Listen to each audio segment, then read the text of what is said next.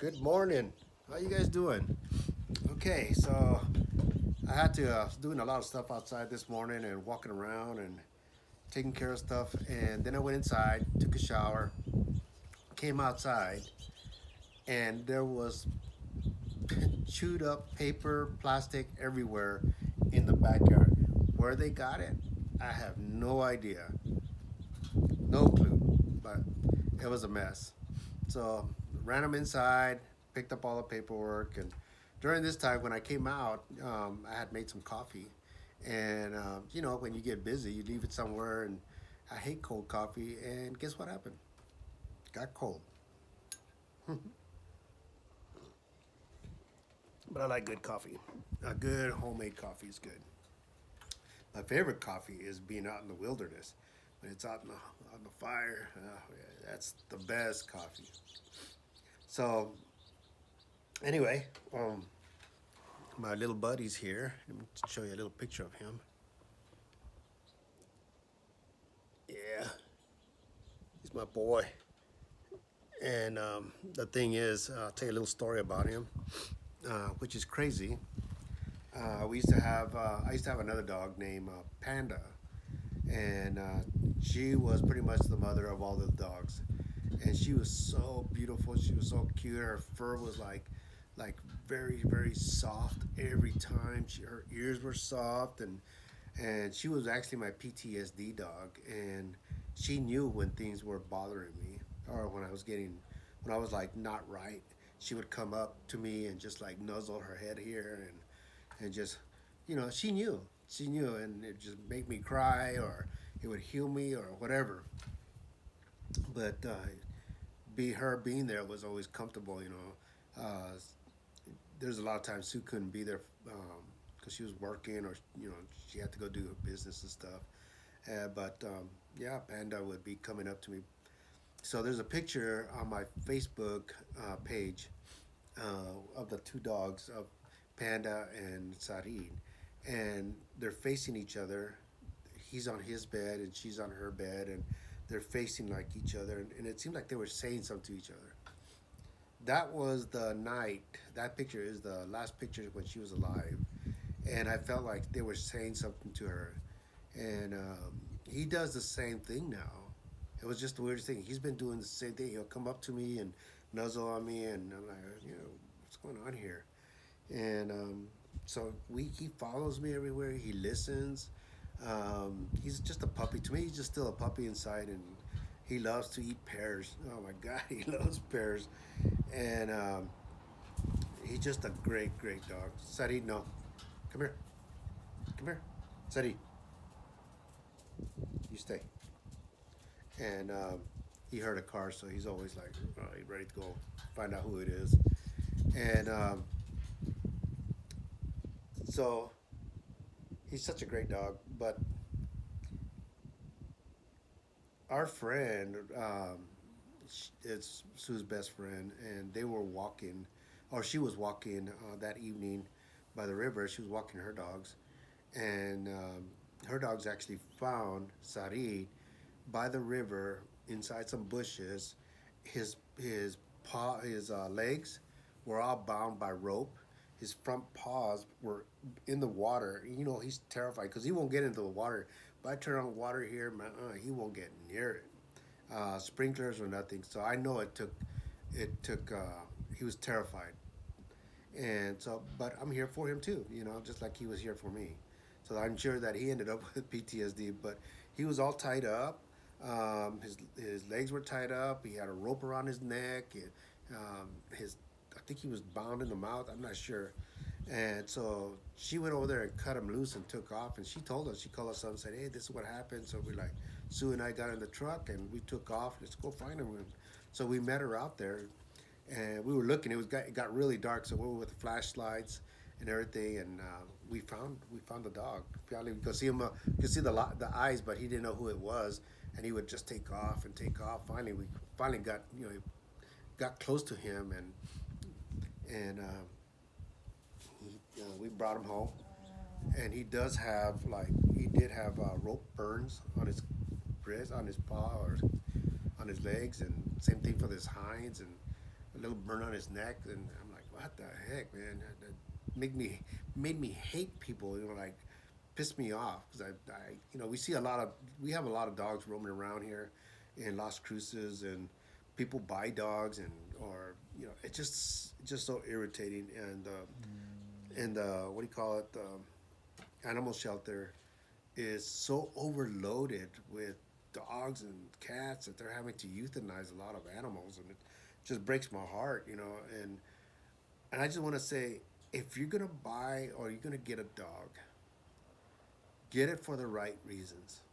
Because when you get a dog, you're taking it away from its mom, the mother of that dog, and you got to take care of it. You're taking responsibility of nursing that dog. Teaching it how to where to poop. Can't get mad at it. Can't spank it when it's a. You just gotta talk to it because it doesn't understand you. So you have to talk to it and give it certain words, show it what it is, and tell it what no is and yes. And you can do it being with gentle voice. Sometimes a no it can be hard, but you don't have to hit them or spank them or anything like that. Just and training them is really really important, especially you have your first dog. Training them is very important, um, because it is a responsibility to take care of those dogs. The reason I say training them, if you have your first dog, because if you get another one and your dog is trained, that other dog, the second dog, will actually learn from the first dog, which is really cool. So now you don't have to do all that work. That dog is there is teaching it, and by sight and seeing, it listens too. So they'll start understanding. But again, if you're gonna get a dog, it's a responsibility, big time. And when it gets older, you know, um, like what we did with Panda, she was old. She was getting older, and it got to the point where she couldn't walk anymore, but she was still alive. She was still barking. We just had to carry her, take her outside, help her stand, and it's like an old person. You gotta help them stand. Help her stand. She would pee and she would poop, and it wasn't fun. It wasn't fun, but it was our responsibility to take care of her. She was an older dog, and for us to put her down was done. No, we're not gonna put her down. We know when a dog is in pain that does need to be, um, you know, maybe put to sleep, because you're keeping it from suffering. But other dogs, you can just pretty much help it. We would massage Panda, and Sue would massage Panda a lot, and Sue became really attached to her at the very end as well. But yeah, it's a big responsibility to take care of dogs, but that's it, for the moochers. We call them moochers because we feel like we mooch. Every time we go through border patrol, I always ask them, "Hey, are you guys hiring?" They're like, "I don't know. You have to go on the list." I go, "Well, I got 5 dogs and they need a job." Those times there was a time we had 6 dogs and they all needed a job. But anyway, um, so I was talking to my cousin Margaret last night, and we just, we talked for an hour, but we're always talking. Once a month we'll talk, and we just have so much fun, and I love to hear people laugh, and that's the thing that I love to do is to hear people laugh, and if I can say something funny, it's fun, and just doing things, and it's just a lot of fun. But as we were talking about when we were growing up. Uh, well, we used to go visit their family, my cousins. And they had a big family.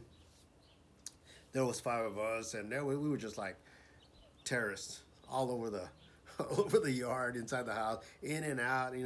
Our parents are inside. They're playing games, or they're listening to music. They're drinking, playing cards, or whatever they were doing, and smoking cigarettes. And who else would who? You never know what they were smoking back then either.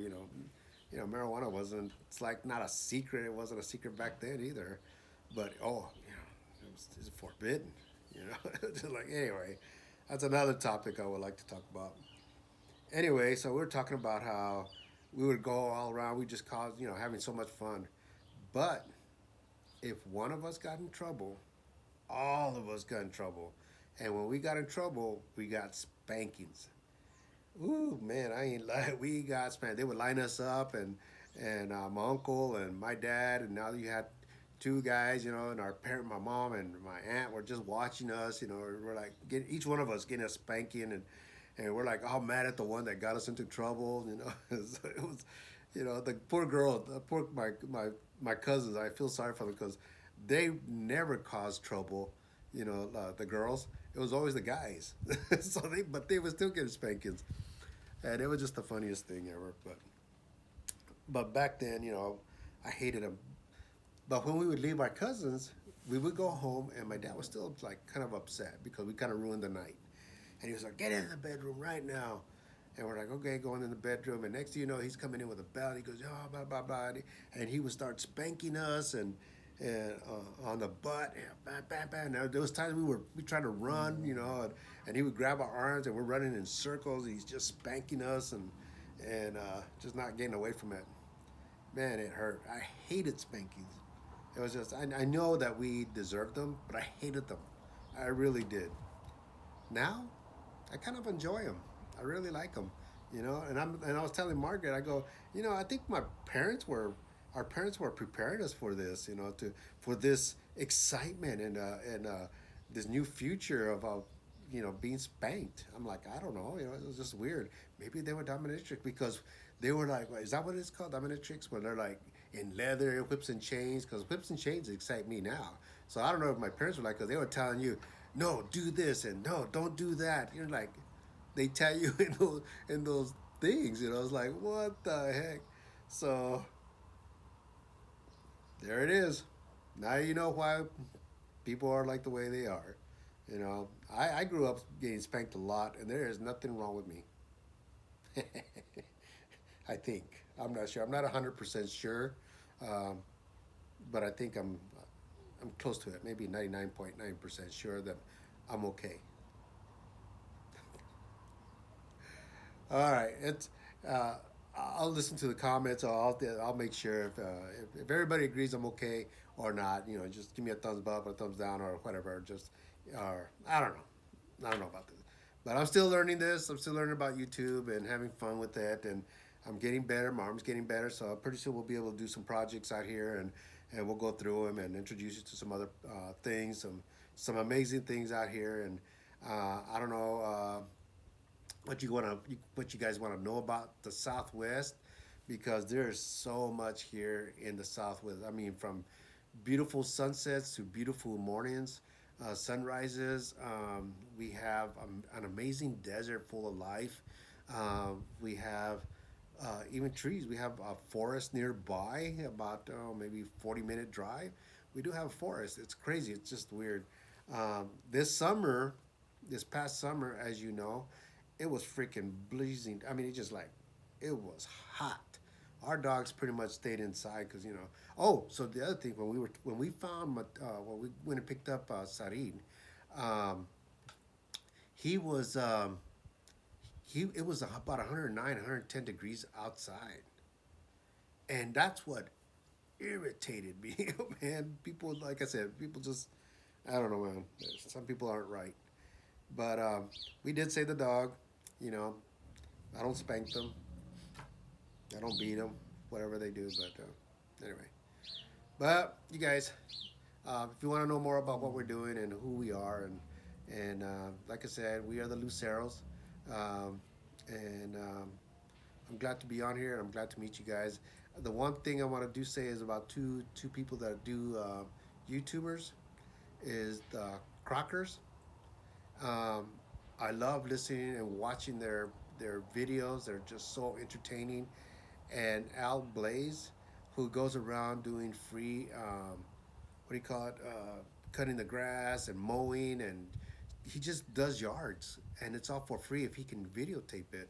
And I'm just like kicking back because I can't really do much because I'm still healing from my surgery, and but it was so soothing just to sit there and just doze off on it with a lawnmower going in the background. But I love watching that. But the Crockers, I love them. Those guys, they're just a great group of people, man. I love them.